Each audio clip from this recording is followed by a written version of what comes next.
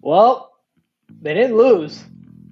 It's a glass half empty, half full situation. We'll break it down for you. Commanders tie the Giants in the Week 13 clash.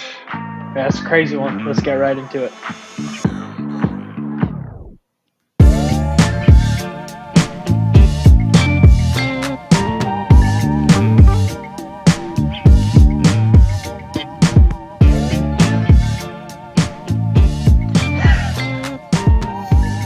Look at this guy. Look at this guy. He's got a tie. Hey, it's a tie. That's what it is. I don't like the combination of the tie and the smiling. I'm not happy about a tie. But the tie is, it's I'm well not done. thrilled with it, but given Super where the proud. game looked like it was going, it could have been worse. I'll put it that way. That was brutal. Should I take this thing off? And whatever you want to do. If you want to keep it on, I think it's funny to have it off for the pod. I think it's funny, but it's up to you. I'm not. All right, for now. Your call. Yeah. The silver lining is obviously this is way better for the playoff race. Obviously, you end up in a place where you're 9-8-1 or 9-7-1 or 10-6-1. That looks a lot better than 10-7 or 9-8. But yeah, it's a game you would have liked to see the guys come away with, and it felt like everything went against us pretty much all game. It was really just tough to watch, and to walk away from it with a tie is good, I think, because man, I think 8 or 9 times out of 10 you lose that game. So I guess the tie is a good thing today.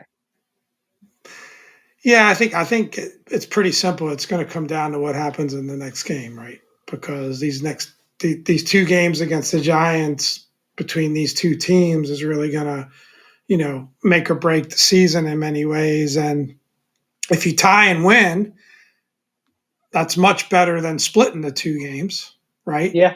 But if you tie and lose, it's worse than splitting the 2 games, I guess. So, I think it only makes that next Giants game that much bigger. And unfortunately, I threw Dominic off with the tie, but we do want to shout out to our fans there. Appreciate the listening.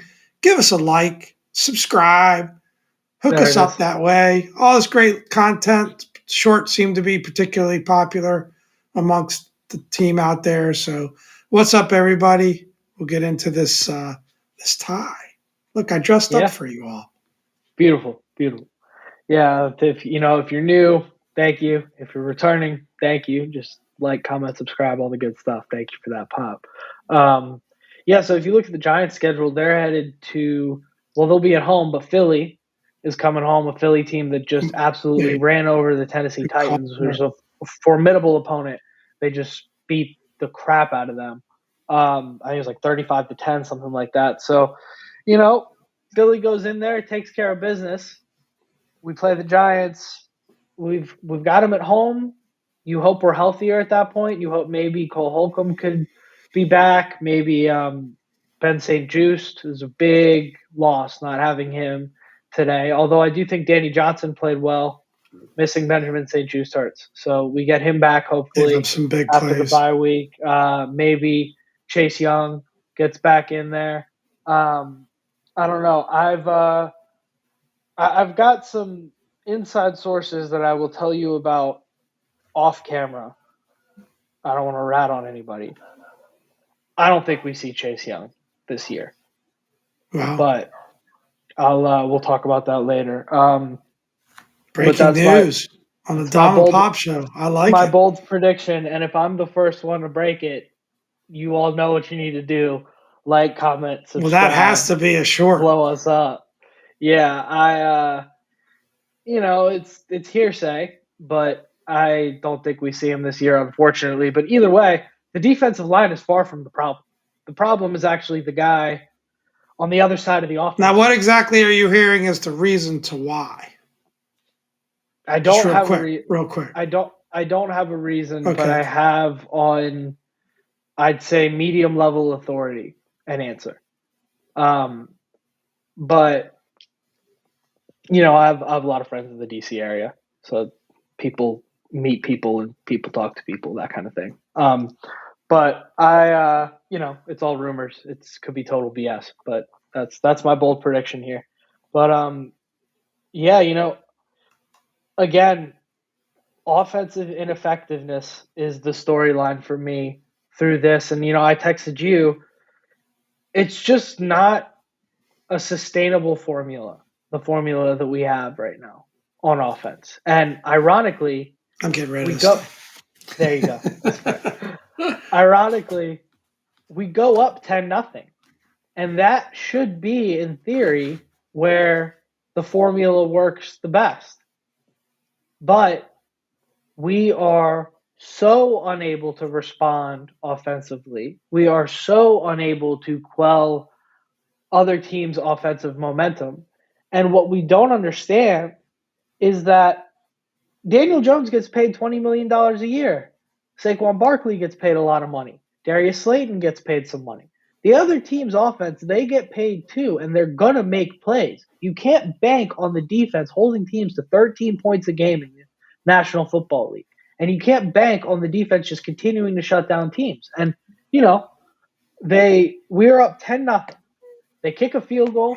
We have no ability to respond. They score a touchdown. We have no ability to respond. And all of a sudden now we're going into the half at a deficit. I mean, come on.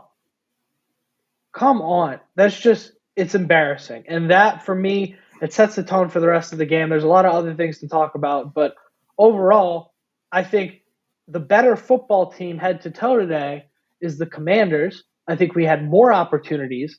And I think we beat ourselves. That's my takeaway. I think it's interesting, today. And I think when you look at things statistically, I think time of possession, and there were some other things. I mean, I'll pull the team stats up here. The thing is that we did have more total yards, we did have more time of possession, by a significant amount. I mean, 41 minutes to 29. Rounding a bit there.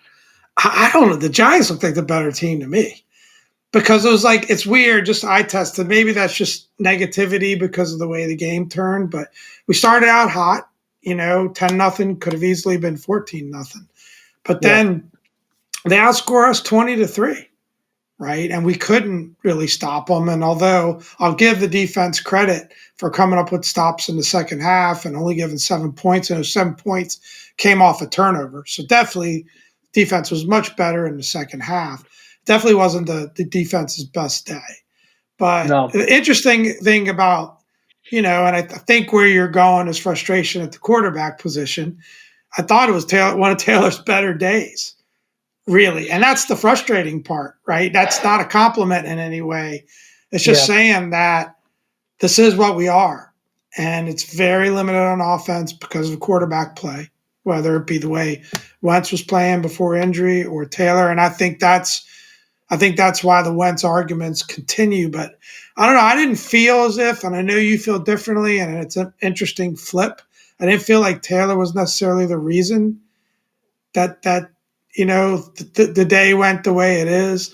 I felt like, I don't know, it was, definitely for sure in terms of moving the ball, the offensive moved the ball, obviously because the time of possession was what it was. But in terms of finishing drives or drive stalling around midfield and not being able to continue, it was just one of those days. It just seemed like we were a bit off. Ron was not happy at all. In the presser, he acted much more like it was a loss than a win, which I think is good to see. I wouldn't want him to see it, but it was almost like we played for a tie.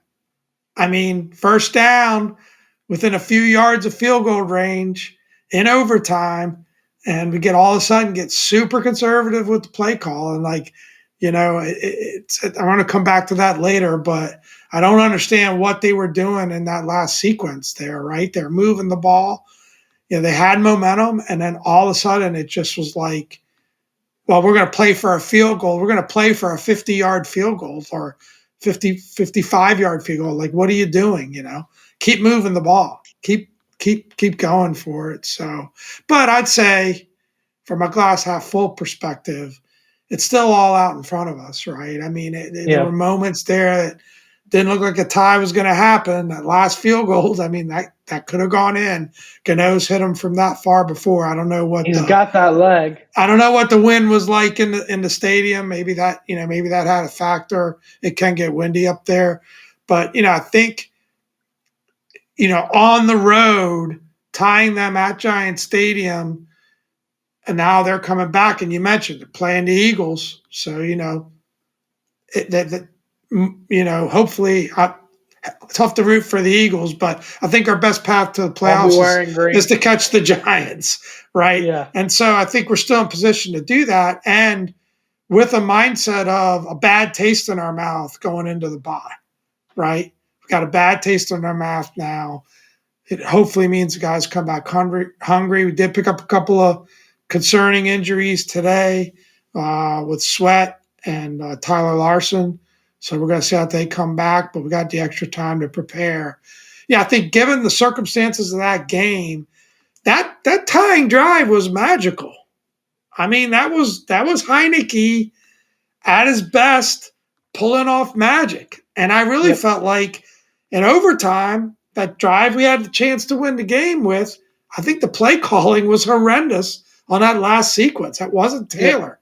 So just trying to be objective here, as frustrated as I get at quarterback and with Taylor, and how I still don't necessarily feel like he's our best option. I don't think today was as much about Taylor. I just think it's an easy reaction and I'm not suggesting that of you, but because you've been very balanced and measured and pragmatic about it, and I can understand where you're feeling. But the fan base, just if they lose, it's automatically Taylor, and I felt like today, I just didn't feel that so much. I don't. I don't want to. I want to clarify. I don't think that Taylor is the reason that we tied this game or the reason that we didn't win. I agree with you. He led a really nice drive down the field to win, and that was all passing. I mean, my Morgan was here watching with me, and she saw me. She's like, "They're passing the ball great all of a sudden. Like, where did this come from?" And I told her, I said, "Well, at the end of the game, in these late game scenarios, the other team, they back off you and they want to give you everything underneath. And when that's the game plan, Taylor's great. He can quickly get through his reads. Most of the time his first read is open because when they back off, this is a team that is mostly a press man coverage scheme. So when they're backing off, we've got our guys one-on-one in man coverage. They're going to get open. They're going to. And his first read is there. His second read is there. But when his first and second reads are not there, short of him getting outside of the pocket and making some crazy Mahomesian throw like he did to Samuel on that one play, he's completely ineffective when they take the short ball away from him. And that is challenging. It's really hard. I've said it before over the course of a game with that. And that's the hard part for me is I see these big offensive stalls, and it's not necessarily just Taylor. I don't want to say it's just him, but the offense breaks once a game, every game. And it's I almost text you during the game. I said I wanted this because you did your quarterback breakdown. I can't remember if we did this on pod. I think it was off pod, and it was actually your argument for Taylor because you were saying, "Hey, once you get past a certain part, 10 to 15." But I'm pretty sure Daniel Jones wasn't in that top 15. And watching that game today, which quarterback would you rather have? Oh, Jones. It's not even close. It's not close. And this is a guy that people think is like bottom 10 to 15 of the league, right? I mean, his ability, because he does have to make the ability to make those tight window throws, and our guy doesn't. And as crazy as it may seem and as oversimplified as it may seem, he can't see out of the pocket. When it is a 7-step drop and the linemen are closing in on him, even if he's got a pocket, he's overthrowing people because he can't make a direct throw. And he can't do it. And there were a lot. We forget these things as Commanders fans at the end of the week. And it's like, you say you want your quarterbacks and your defensive backs to have short memories, and you want them to forget the ones that, ooh, that was close, but forget the big plays or forget the ones that should have been an interception but weren't. There were a lot of throws, and there were a couple that Jones made too. If Danny Johnson catches that ball, game over. But there were a lot of throws of Taylor's that would have been interceptions and would have lost us the game. There were a lot of close throws. If you go back and watch that, there were a few times, and I actually, as we're driving down to get that field goal in the play where Curtis had the nice run and we ended up just outside of field goal range, as we're driving down for that, I'm saying to myself in my head, I'm just like, I said it out loud actually. I said, nothing stupid. I said, keep it easy. And then what does he do? He overthrows Cam Sims and it's almost an interception. We are always on the edge of disaster with our quarterback situation. And it's not just Taylor, it was Wentz when he was playing too. It's just all the quarterbacks on our roster right now. We're always on the edge of disaster, and it's disaster prevention all game long. That's why we have to run the ball. That's why we have to possess time so much, because we're constantly in disaster prevention mode. And I think today we met our match. We met a team who is not particularly spectacular at anything, but they don't have disasters. They just don't. It's just a well coached, top to bottom, middle of the field football team. They just are flat. They run the football, they don't make mistakes, and they capitalize on your mistakes, and they keep it simple. And we are in constant disaster prevention mode and relying on extreme upside performance from the defense. And today, we regressed to the mean a little bit, and that's what brought that game to a tie. And frankly, a game that's a loss in a lot of, I mean, you look at 58 yards, if that's a 55-yarder, we lose that game. That's a loss in a lot of situations. So it was tough. We did have some bad penalties that we'll get into later. I don't want to be too negative about it, but if we come out, my main takeaway from that, and then I'm done, if we came out and we play like that at FedEx Field after the bye week, we lose that game. 100%. We have to be better in the next game or we're going to lose. That's my finishing point. But I think again, my reaction was a little bit different as I'm watching the game, especially at halftime. I felt like I said, I thought especially in the first half and at portions of the second half, and certainly leading that game tying drive and I think potentially leading a game winning drive if there had been better play calling on that last sequence.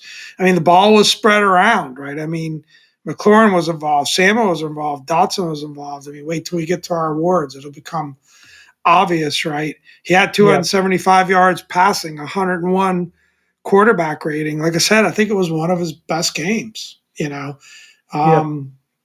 I just think overall as a team, we weren't sharp. And let's face it, we've been living on the edge.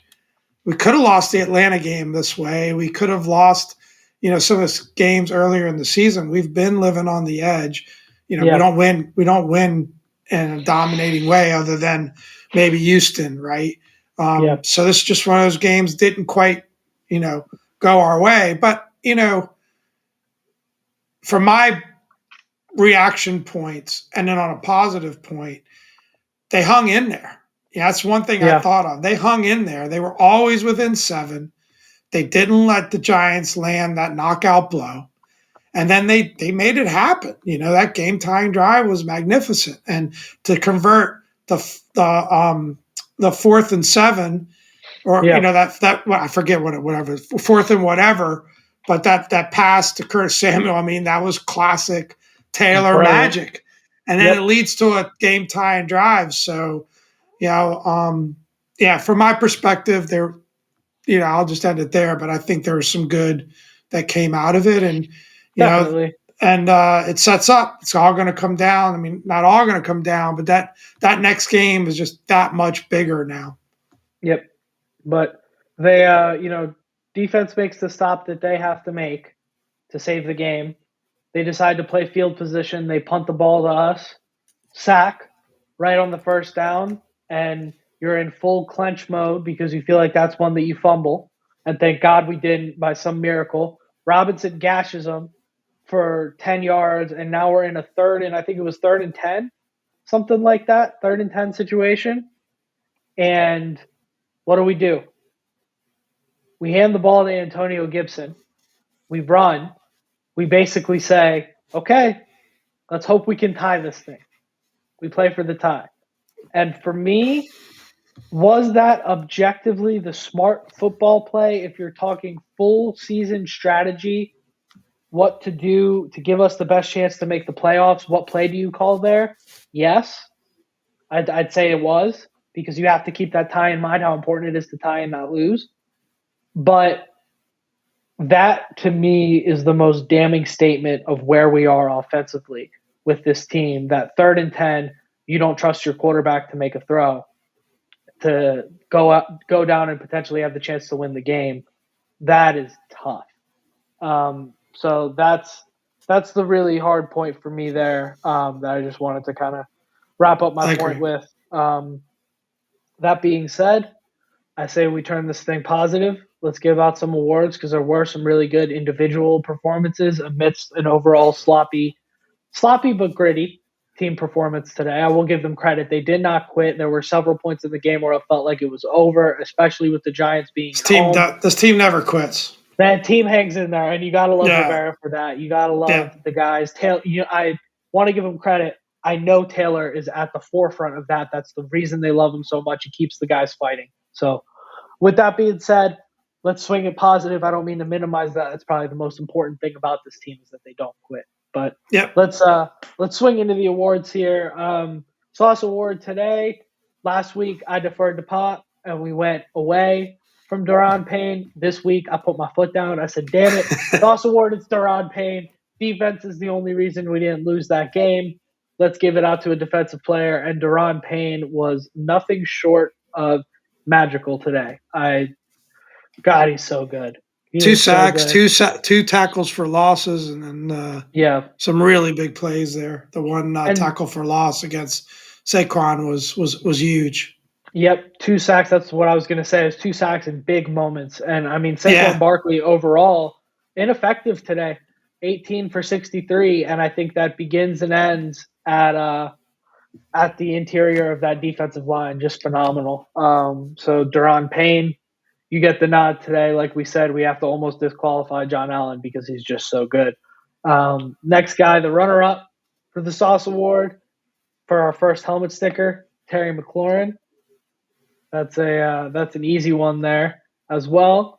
And then I think we're going to go Jahan Dotson for the next one. That touchdown play was sweet. He's slippery, man. It was great to see him back involved. That was great. And I love that the 2 touchdown plays came from something that we haven't necessarily seen in the red zone, which is they're playing with a little bit of forethought. And rather than getting into goal to go situations, which we're not good in, we know we're not good in, and frankly, we don't have the talent to capitalize at the level that we need to. Rather than doing that, they're focusing on getting the ball in the hands of playmakers in open field and letting them make plays. Terry, great after the catch, makes the play, scores a touchdown, makes a phenomenal one-handed grab, secures himself a helmet sticker. I think he's had an award almost every week this year. Jahan Dotson makes a great catch, turns upfield, makes like half of the New York Giants miss, and then waltzes into the end zone. So good play calling there. 2 great plays. And then, Pop, you want to take the third one? Curtis Samuel. I think we've probably neglected Curtis a bit. We were arguing about between Curtis and B-Rob. I thought B-Rob had another terrific day, very close to 100 yards. I think 95, 96 yards, over 4 yards a carry. So we'll give him an honorable mention. He got a Sauce Award and a lot of love. Great short clip on B-Rob. If you haven't checked it out yet, go and do that. But no, Curtis Samuel, I think, both in the run game and the pass game, and during that game-tying drive, he was huge. It looked like they made a bit of an adjustment there, started finding Curtis, which was great. So, yeah, Curtis Samuel gets the sticker. So, yeah, overall, I mean, a lot of offensive players getting those helmet stickers. Yeah, Yeah, and at the end of the day, the offense did move the ball in times where they absolutely have to, but man, it's the same thing we've been seeing all year. You walk away from it. Heineke had 285 yards through the air today, something like that. He is not a Heineke looking stat line, but they only move the ball when they absolutely have to. We don't put enough And points up on the board, right? I mean, I was yeah, half jokingly said, better than 23 points or 23 points or better for MJ. And had we done that, we would have won, yep, right? So we don't put enough points up, no question about it. yep. And So a missed 52-yarder by Joey Sly that would have been enough. he's been great But from over he's been 50, great so all we year. You can't can't kill him shred for him. that. Can't shred him Yeah, for that. no. But yeah, it is just something to highlight here as we're talking about ending drives with points. Kickouts of the game, it's got to be pretty easy. We had some absolutely back-breaking calls or lack thereof today by the refs. I don't think we lost the game because of the refs, but I think we something that I like, a saying that I learned from Taylor Luan, left tackle of the Tennessee Titans, on the Bussin' with the Boys podcast. Shout out those guys. Will Compton, former commander, tearing it up over at Barstool Sports, also on that pod. He says we put the refs in position to decide the game, and I think that's what happened today. I think sloppy play overall. We put the refs in position to make a couple of plays. They pick up that PI call on Terry that was just miserable. How do you not call that? That was clear pass interference, and you called it. You called it. You just picked it Right. up. So in that, we're in a goal to go situation, probably a yard from the goal line. We're probably going to score a touchdown there. Totally different ball game you're looking at. And then the block in the back call on Logan Thomas. Stupid play by him, but inconsequential call. I don't understand why Doesn't you call matter. that. That's a player safety Um, call. it's just there's just a stupid play there. Again, putting the refs in position to decide the game. And then you have here call on 2nd and 7 in OT. Was that the holding call? No, that's my candidate for kickouts of the game. It's There you it's go. it's the play Oh, the call. play call. I Yeah, mean, to yeah, yeah. me, 2nd and 7, we're moving the ball in overtime. They've got the box stacked. B-Rob did not have a chance. They played that. The Giants played that like it was a goal line. You've got to check out of that play or don't call that play. That's the Yep. perfect. I was screaming at the TV, play action, play action. And if you look at it, the play we ran on 3rd down to Curtis Samuel was wide open. If he had checked out of it and just hit Curtis and let him get upfield, he probably gets a first down, and we were in Yep. field goal range. That play call was awful. It was like we were setting up for a field goal, and we weren't even in field goal range yet. So Yep. to me, like, you talk about the refs, to me, it's like blaming the refs. I didn't think it was a greatly called game. I felt like there were more of those close calls or really tough calls, or Terry Carr is definitely a mystery. But it's kind of loser talk, and not to say that about what you're saying. It's like, oh, the refs lost us the game. I felt like we got outplayed in many aspects. But when you had a Yep. chance, it was in your hands, and you had a chance to do something. That play call in 2nd and 7 was horrendous. Or at least, I don't know if we had a timeout left, so people can check me on that if we didn't. But run on the field and call timeout. You can't run that play. You can't run that Well, play. The defense, it was so obvious before that play was run that the Giants had the box stacked. You can't run that play in that yeah. situation. It's terrible. Yeah. Either the quarterback or the play caller or the head coach, get out of that play. Get out of that Yep. play. If You you want to win gotta that game, if you want to you play to gotta win, you gotta go to the line in that situation, and if you gotta be prepared.